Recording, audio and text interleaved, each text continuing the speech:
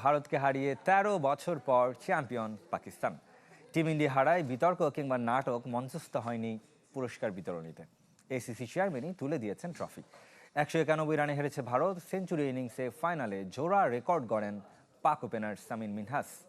২০১৭ champions ট্রফিতে পাকিস্তানকে champion করা অধিনায়ক সরফরাজ আহমেদ এবার ছিলেন কোচের ভূমিকায়। এটা কি? ও এটা কেন তুমি জানো না? ইলেকট্রা দিচ্ছে exchange offer.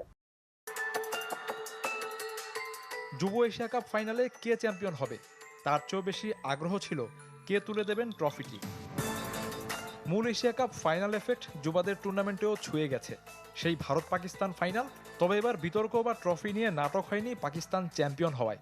ACC chairman Mohsin Naqvi তুলে দিয়েছেন ট্রফি। উল্লাসেও ভেসেছে ম্যান ইন গ্রিন যুবারা।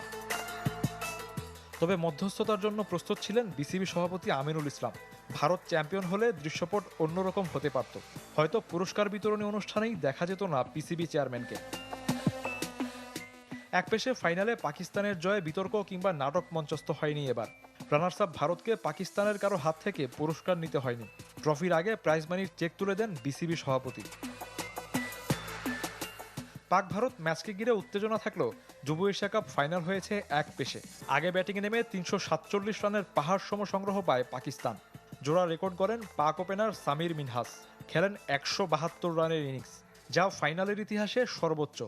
এক আসরে সর্বাধিক ৪৭১ রানের রেকর্ডও এখন তার দখলে। বড় লক্ষ্য তাড়া করতে নেমে আলী রাজার বোলিং তোপে ১৫৬ রানে গুটিয়ে যায় টিম ইন্ডিয়া। ঠিক ১৩ বছর পর শিরোপা পুনরুদ্ধার করল পাকিস্তান, জিতল যুব এশিয়া কাপে নিজেদের দ্বিতীয় ট্রফিটি। শফিউদ্দিন শাওন, চ্যানেল 24।